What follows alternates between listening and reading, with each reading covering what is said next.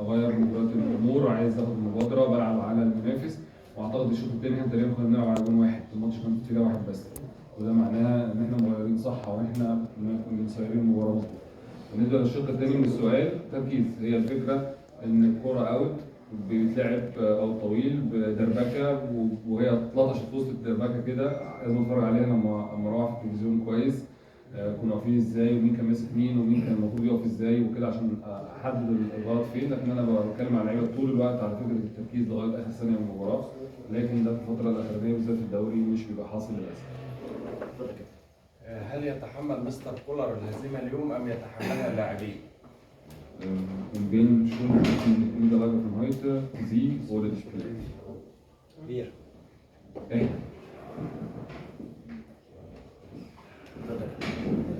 مستر كولر طبعا هارد لك على النتيجه النهارده. شايفين اخطاء دفاعيه متكرره في دفاع الاهلي، واهداف بتخش طبعا بتضيع من الاهلي نقاط.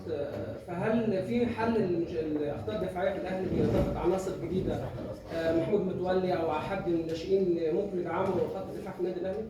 Wir sehen, dass viele defensive Fehler in letzter Zeit passiert, besonders hinten, in den Vierer hinten. Und ist es möglich, dass Al-Ahly neue Verpflichtungen oder vielleicht neue Spieler reinbringt, wie Mitwalli oder junge Spieler, Nachwuchsspieler, die diese Probleme lösen können, die wir in letzter Zeit sehen?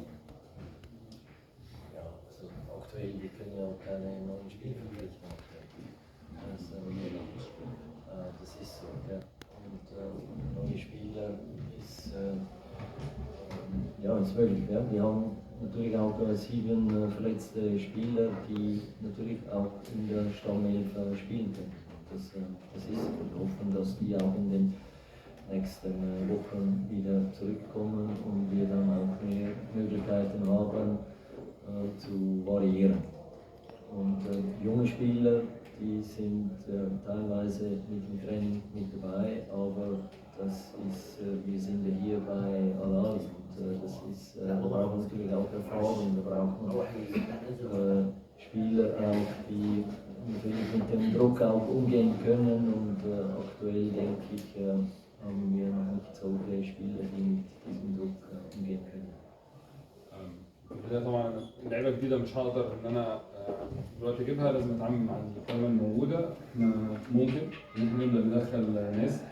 بالنسبة لنقطة الناشئين او اللعيبة الصغيرة، احنا في لعيبة بتتمرن معانا حاليا، لعيبة صغيرة في المركز او في الخط الخلفي، لكن احنا في النادي الاهلي لازم اللعيب يبقى عنده خبرات، لازم يبقى جاهز، مش هيستحمل الجمهور ولا هيستحمل الناس الاخطاء اللي هو بيعملها. وفي نفس الوقت اللاعب الصغير محتاج خبره، محتاج يتعامل مع الضغوط. حاليا ما عندناش لاعب من اللعيبه الصغيرين يقدر يستحمل الضغوط الموجوده حاليا. ما ننساش كمان في نقطه، احنا غايب عننا 7 لعيبه اساسيين، كل واحد فيهم عملتها قبل كده ممكن يشيل فرقه، واتمنى ان هم يبداوا يرجعوا لنا تاني، لان غيابهم مؤثر، وده طبعا ملاحظ مش محتاجين نتكلم عنه. شكرا يا كابتن.